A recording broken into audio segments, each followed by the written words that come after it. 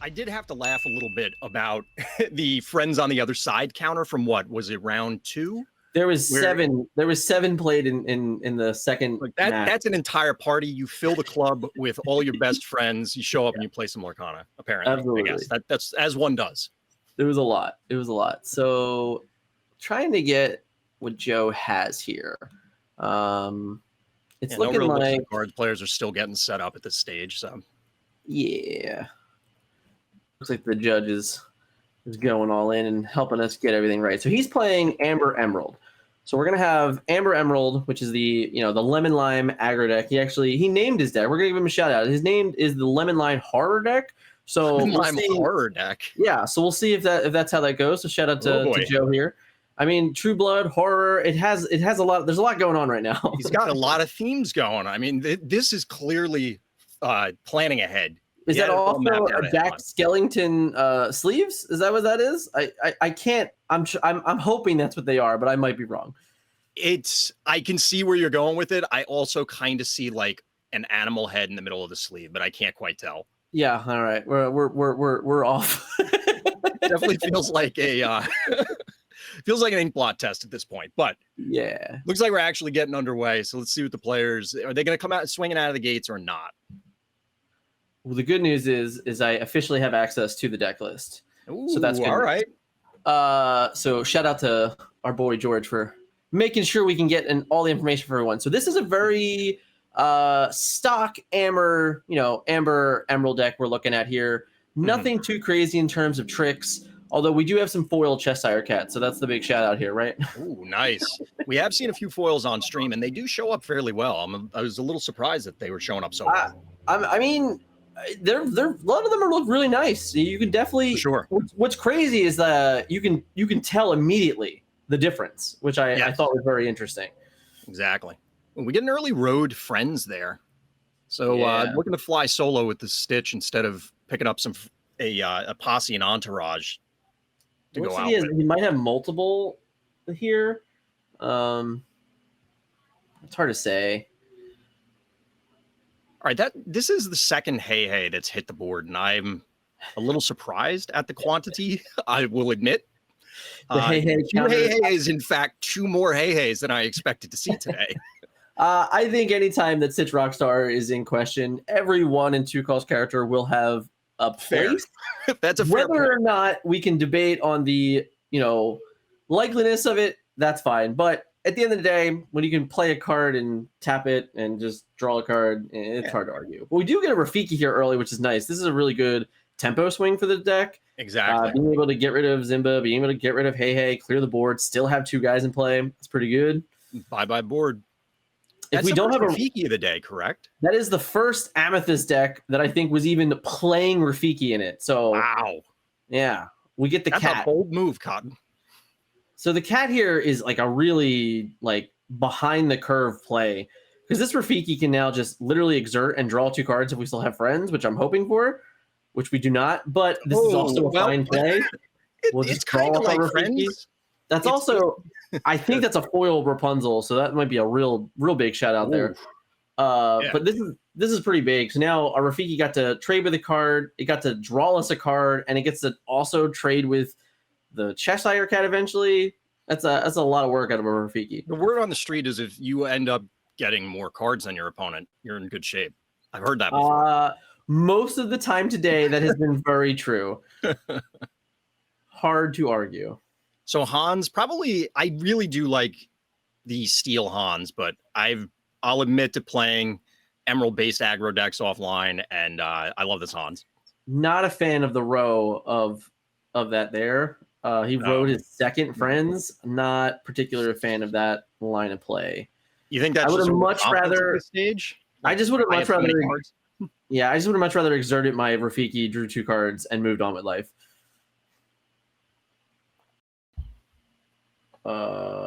So the Stitch. Oh, okay. So we ended up running in Rapunzel and then running in Stitch to get rid of the cat. So we still have Rafiki. So now Rafiki can still represent trading with Hans next turn. Keep the bigger body. That's fair. I mean, you did sacrifice 3 lore to make that play, though. True. And now we have bigger problems in Warded Cuscos. that guy's pretty dangerous and threatens to maybe not run away with things this early, but it's definitely going to put pressure on our Amber Amethyst player. Well, in general, Cusco. Is that part of our world? Yeah, so we sung part of our world to get back an ink, which I love it. I'm all in favor of that line of play. Oh, and then we get a You Forgot Me to discard the last 2 cards in your hand. That's pretty good. That seems pretty good. That hurts. We get to keep 3 cards in play, which for note, that's not good enough to get rid of that Cusco just yet. But if we withdraw a card, we'll be able to get there. No, not anymore. Went down to 2. But we're okay. I guess we also have bodies out there. Yeah, we have plenty of bodies. We're ahead. Oof, that seems like a good off the top. I was about to point out that the discard doesn't prevent. They're already at 5 ink, so probably everything in that deck, with the exception of the genie they discarded, is just going right into play at this stage. Yeah, so it's definitely going to be a top of the deck type of time here. So we get rid of Hans. Interesting. Okay. I would have considered just getting rid of the Cusco, but I guess if you get rid of the Cusco, you lose your guy. So there's that bait. That's pretty good. I like drawing 3 cards. All right. Well, yeah. I like drawing 3 cards very much. Second Rapunzel for 3 on the day, I think. Yeah, it's a pretty good card, guys. It's a pretty good card. I've heard some things. It seems all right. This board is getting like egregious. That's a lot. Just a lot of stuff. It's all the stuff one might say. I didn't think we would see the entire playmat area for characters filled up today. I was wrong. Whoever had that on their bingo card, you've now won. Yeah. Please check in with guest relations for your prize. Your 4 corners. So we are. What do we have? We are 9 to 8 here. We have another 6 potentially. We get to 12. 12. Right. So we're gonna go to 15, right? Yeah. So we go to 15 here, which represents a win. So like his opponent has to have answers here. Now, granted, we can see that we have we have enough in play already to get rid of both of the board. Well, so they need 4 there. So the Elsa does nothing. Yeah. The Elsa, unfortunately, does nothing here to the ward. So this is not the play we want to be making. But I believe we have a Rafiki in hand, so we could very easily get out of this particular board state. So who's going to eat the Cusco trigger? That's going to be the big question for our... I don't know if it's real. Ooh, a second Rafiki. Okay. So I guess if you do that, he should be on 15 lore now, and you're on 12, right? So you have... 2, 4, 6, 7, right? 7 on board. No, Simba's only 1. Right. But you could still probably just quest now. I think you're right. I think you just quest with the rest of it and leave the 1 Cusco. Like your opponent can't. There's no way for him to. There's way too much stuff. Yeah, there's a lot of stuff. But now it's just like you just lose. The card did not matter. Lilo was not going to save the day. Quick one going to our yellow-purple player. Really interesting game there, because you can see, even though he legitimately inked 2 friends on the other side, he was still able to draw a massive amount of cards. And the You've Forgotten Me was, it was really rough. That's honestly, up to this point, one of my favorite cards in the game for a variety of reasons. But yeah, the Rapunzels drew 5 cards? It was enough.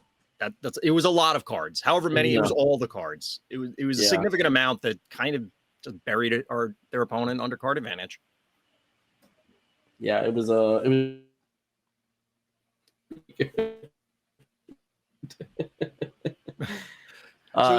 what you'd expect going in with this matchup, Dan?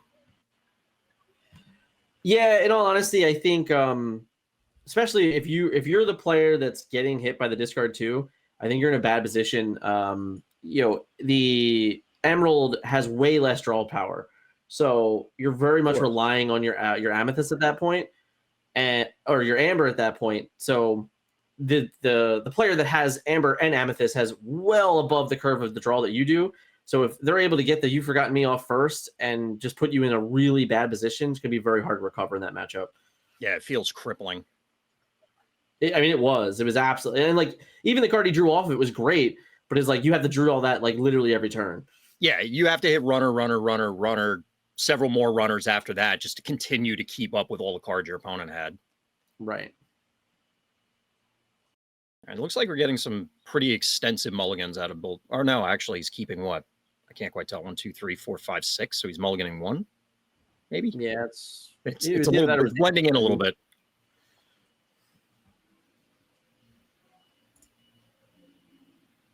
It's hard to say. We'll have to see. It looks that way though. Yes, it was nice. So I believe we're gonna have the steel, or sorry, the amber, the lemon lime. It's wait. There's too many names. Lemon lime is gonna end up going first this game.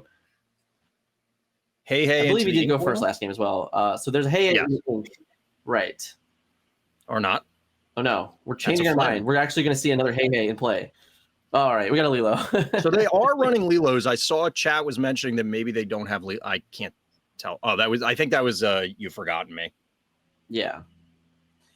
All right, so we're pressing the board already. Obviously, we represent 2 lore against the 2 strength willpower character here. Depending on my hand, I'm very much pedal to the metal going first. Is that the second Flynn that we're... Yeah.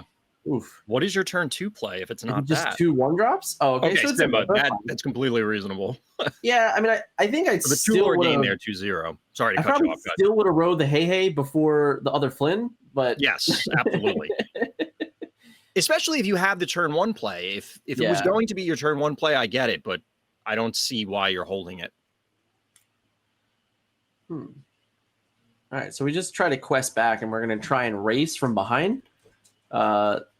It works out in ways if we can get Rapunzel to be active and use. Yes. So there finally goes the chicken. It finally goes down. We're going to gain a Jasper. Okay. We did see those road in game 1. I wonder what the Jasper is interesting. The 2-4 stats are really powerful in this matchup. It does get you into like a fair amount of good trades. That was a 3 lore gain up to what, 5 now? Yes. Yeah, I believe he's on 5. Checking. It should be 5-1. Yeah. So those complicated arithmetic questions. Well, I know that you were never good with math, so it's okay. It's true. Mr. Smee. Time out. What? So Mr. Smee is a vanilla Jasper, right? He's actually a little better. I believe he's a 2-5. He's a 2-5, right. So he does have the extra stat there. Now, it's very interesting because I do believe that 5 willpower, it is a problematic, number in a lot of these mirror matches and aggros. There's a lot of trading for 2s. Yeah. So having 5 willpower is a very interesting call for the meta. Yeah. As our 3rd Flynn, man, we just don't like Flynn in this deck. Apparently. So there's the green Hans. So Emerald Hans. Obviously, we've gotten to this point. We're in a different state here. But for me, I would have much rather have loved to play 2 Flynns on this turn than to play a single Hans. How many cards do they have left in hand? I can't quite tell because there is a question of we remove the Jasper and quest for 2? Up to 7. All right. Yes. So I believe the Jasper is only when he quests his ability. Correct. So we would not have gotten an effect from Jasper there. So he does get the last 2 cards. This, I think, is even bigger than the previous game because now you have to draw an inkable card, and then because if you draw a 5 cost, it's just stuck in hand. You can't play it. Just a dead card, right? Now I do wonder. He does have 2 You Forgotten Me's also, just the note, but he has a pretty hefty endgame. He has all the 5 drops that he can't play. He has John Silver's. Quest for 4 up to 11. Quest for 4 draw a cat's not bad. It's not a bad turn. Yeah. I mean, it's a playable card. Like you said, if you have that much high end, including John Silver, you said, that's right. There's a lot of hypothetically dead cards right now. Yes. Although, admittedly, I guess John could be inked. John would have been inked. It would have had to have been, but yeah. So we get to pick off Jasper now, and that's what I'm saying. So you still have this live character, which is very interesting. Yes, Mr. Smee is getting some work in, putting the team on his back. Apparently, kind of like how it works, right? Like Mr. Smee does all the work. I don't know. I legitimately don't know. Somebody tell me. So we're pressuring the game. What are we, all the way to 16 now? 16 seems right. That was a quest for 5. So this is pretty tough. I feel like we need Rapunzel to like maintain threat and heal the Smee, but all in all, like he can trade the board right now as is, which is great. But if we do that and then we don't get anything else, yeah. So like I don't think that's going to be good enough to win the game. Obviously, like so he didn't play a card last turn, which means he probably did draw one of those 5-cost cards that he just has. But now like we have to make all these trades. We have to make it awkward. We're gonna lose a card, so he gets free there. He gets to just lose. No. Oh, okay. Just changing who's going to end up going away from the cat. We lose that, but now he still has a Hans in play. I feel like, like I don't know. I guess the one lord difference can matter, but I mean, obviously, like 19 is not 20, right? Yeah, but you still don't have any effective ways to get rid of him. So we just go to 19, and then we just, I guess that card in his hand is John Silver. He just literally didn't play a card. Impressive. So now, like, you get a chance to be back in the game. Right. That's pretty good. Rapunzel for some cards. Fair. That helps. Now, how high, what does our Amber Amethyst players' high top end look like? I will take a look for you. Do they have an opportunity, for example, I'm particularly thinking about Big Elsa in order to maintain this, prevent something from crashing through? Right. I don't. Generally speaking, they wouldn't have that type of a high end. It's possible they have it's possible they have Rockstar Stitch, which would be my guess.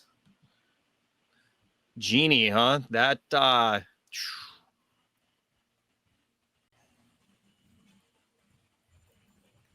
bouncing Rapunzel, sure. Right. Like okay.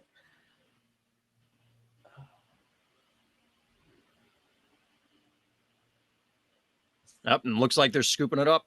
Yeah, we just cleared it up, right? That's not too shocking to me. Yeah. I mean, that at that stage in the game, there's really not much else to be done, right? Yeah, and it's funny because we've kind of just seen back-to-back games that are just like one-sided, right? Right. And despite that, you've forgotten me, which seemed to be pretty crippling, but the advantage was already there on the board. Right. I think that's the scarier part.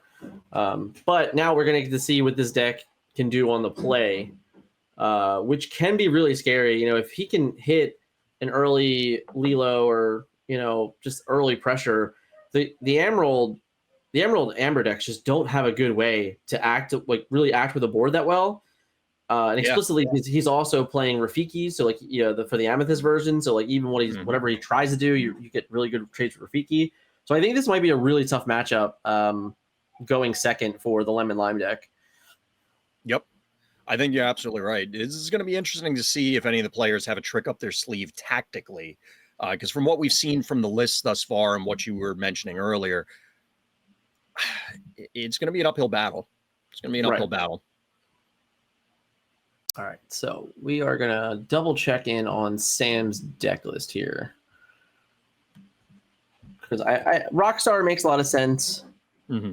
I'm just trying to see what else he may be hanging out. I didn't really anticipate Spirit of Winter to be in the list, but you never know. Maybe somebody said, hey, I cracked it, I'm playing it. No, so we have Carefree. Actually, we do have 2 Spirit Winners in this list. Oh. Interesting. I was expecting to see the big Dr. Facilier, but that does not look like it's here, so we don't have that. I'm a big fan of the 7-cost doc.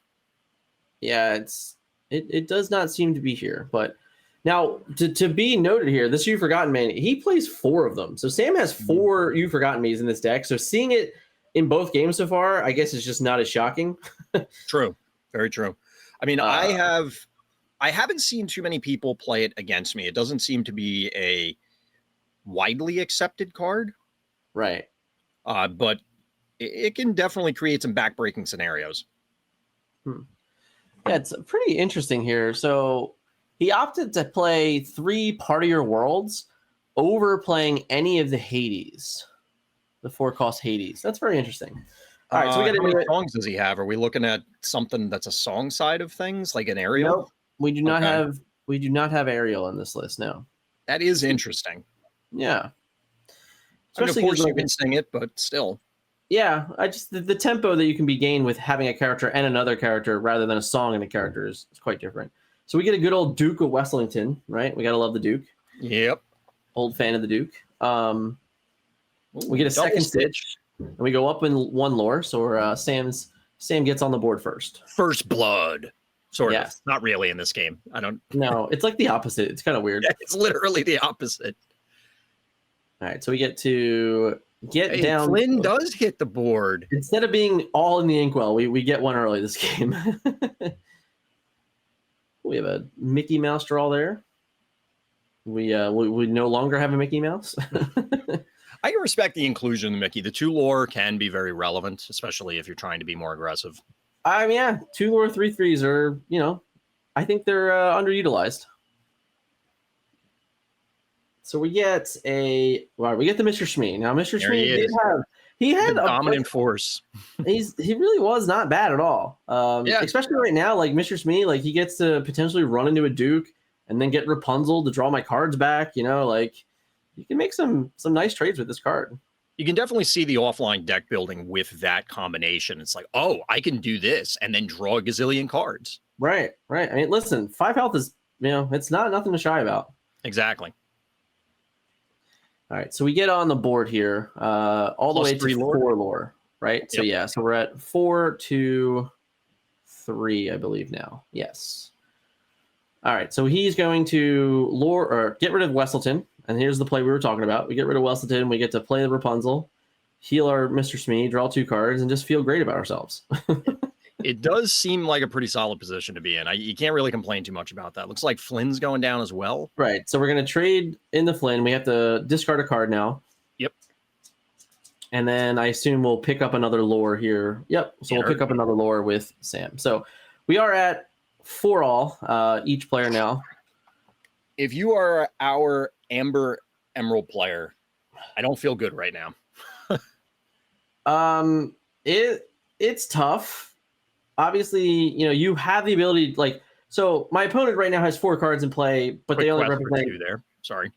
Right. So yeah, Cheshire Cats gets in for 2 more. So my opponent has 4 cards in play, but they only represent 5 lore. I have 2 characters in play, and I represent 5 lore. So you're actually really not that far behind in the race.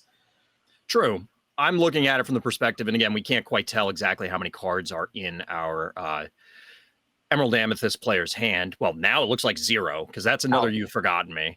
Yeah, that's a big old ouch.